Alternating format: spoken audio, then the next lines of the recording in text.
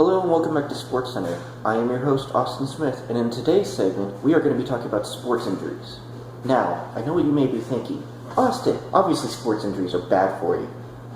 But in actuality, my friends, you are dead wrong. In recent studies, reports show that sports injuries are actually very beneficial for athletes. They make you popular, can save your life, and professionals do it all the time. During today's segment, we will be calling in two experts to talk to you about the topic, as well as me giving my own 2 cents. Now, enough about me. Let's get into today's segment. To start off today's segment, we will have Aaron Seay with us to talk about famous professional athletes and their injuries. So, Aaron, how is it possible that injuries are good for us? What are your takes on it? Well, my first take and first example would have to be Brett Favre. He was most popular for playing for the Green Bay Packers, and then he came back from retirement and played for the Minnesota Vikings. While he was a parent, his daughter played child soccer, and he claims he doesn't remember these. And due to a Sports Illustrated article about this, they claim that it was because of concussions that he received during his injuries during the professional football in his career playing. Now, that was their claim, but it was obviously due to motivated forgetting. Motivated forgetting is a psychological term used by a psychologist that states that a person chooses to forget something due to it being traumatic for them. And I applaud Brett Favre to be able to actually do this, because watching child soccer games would have had to have been traumatic. Who wants to go out there and watch referees get yelled at by angry parents, getting bit by insects like ants? Imagine if he was allergic. That could have been awful. And then the hot sun. Who wants to sit under that hot sun? 101 degrees. Oh, no big deal. He could have, dehydrated there. All this is truly traumatic events, and I applaud him for being able to forget these things. Those are very interesting points. Thank I'm you. sure our viewers will respect how you came up with that. Of course. Now then, would you like to continue? Is there any other examples you have for us today? Oh, of course. I have nothing but examples.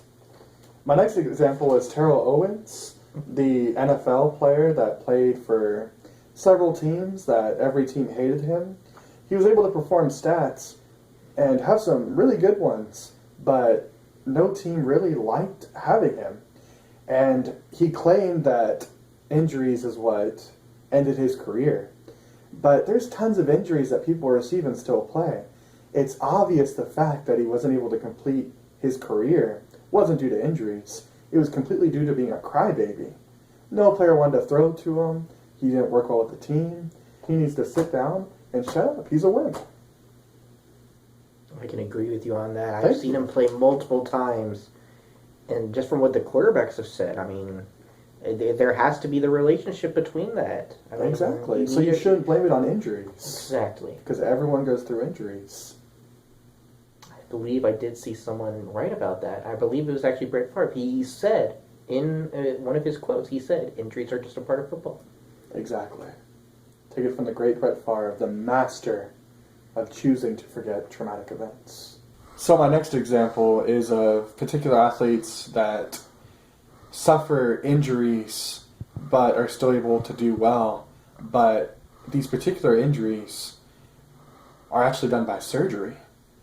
You see, players like Tony Romo mess up their shoulder, and they have a choice. They can be out for 3 weeks, or they can be out for the rest of the season. Now, being out for 3 weeks doesn't guarantee that you'll be okay. But if they go in and cut you up during surgery, which is, in my opinion, if they cut you up, that's considered an injury, and you're out for the rest of the season. But it's supposed to be better for you. They say, oh, you'll be back good as new. In that case, how could injuries, even such as surgery, be possibly bad for you? I mean, I don't know myself. I mean, had some good points. And it's considered an injury because of surgery, and you're out for the whole season. And yet they come back the next year and perform great. Very true. Aaron Rodgers is an example of that. David Wright is an example of that over the past year. I mean, they made it to the World Series in Captain America. It just shows how coming back from an injury is worth so much to a team, to players, and a motivational popularity factor to everyone. Exactly. Any more examples? Oh, of course. So another example I choose to use today is the fact that, let's look at Andrew Luck. He threw for 1,881 yards just this year, but he's been sitting out for several games.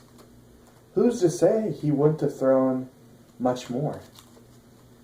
He probably faked his injury because he knows it was good for his career to cause questions such as, man, this guy's awesome. He would have thrown for 10 times more of those yards. He's the best quarterback to ever exist. And not, man, he's not having that good of a year. He's just not that good.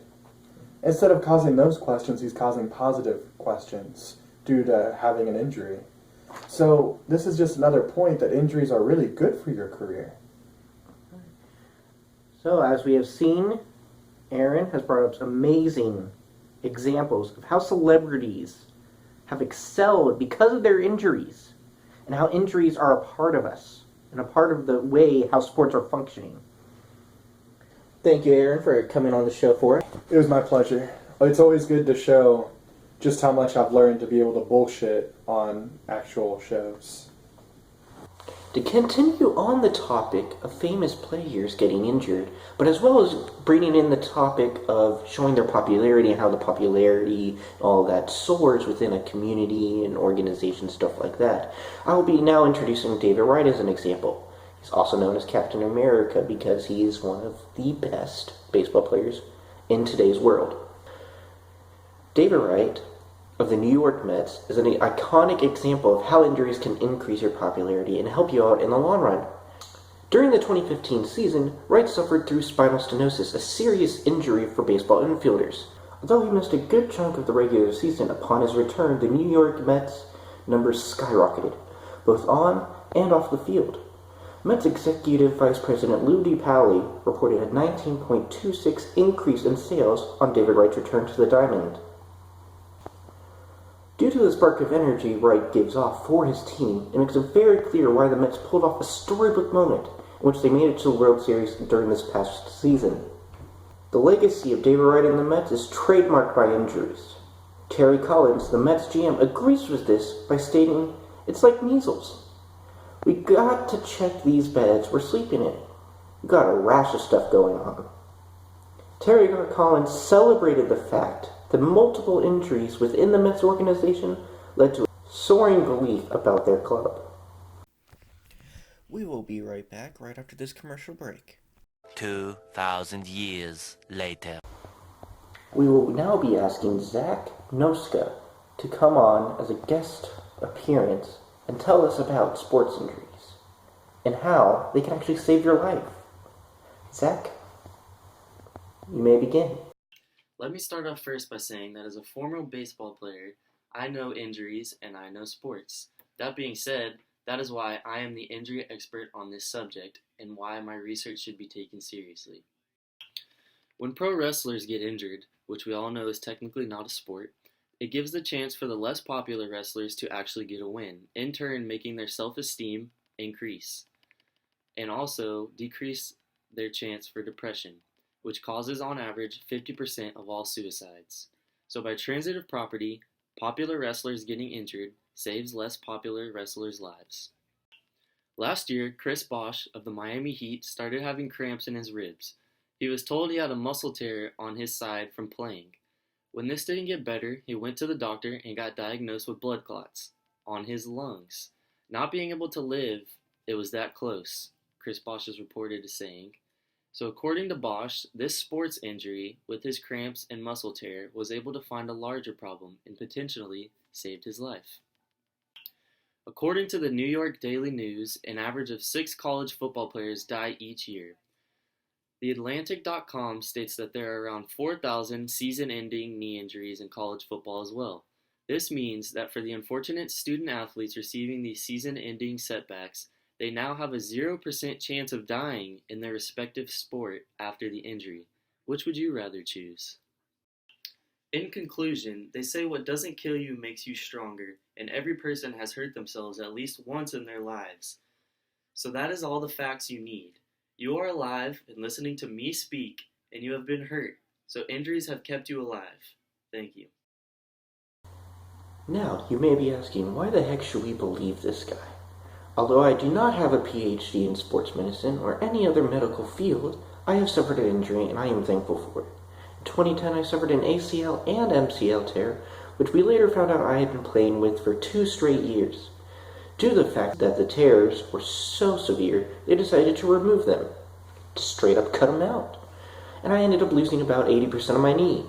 Because I suffered this injury and returned quickly, actually within 6 weeks, I was named the Comeback Player of the Year within my district. And my popularity soared within the community. Another thing to keep in mind is that I have played a wide variety of sports as well. I've competed in baseball, football, lacrosse, soccer, basketball, ultimate frisbee, and swimming. Due to this wide variety, I've seen many types of injuries affect my teammates, from concussions to lacerations to sprains to broken bones. However, none of my colleagues suffered from their injuries. As Zach stated earlier in the video, what doesn't kill you makes you stronger. So it begs the question, are injuries truly bad for you? Or is that just something that doctors tell you? We will be right back right after this commercial break. 6.5 hours later. That's all the time we have for today. We thank you for listening, and we hope that you join us next week as we discuss the health benefits of concussions.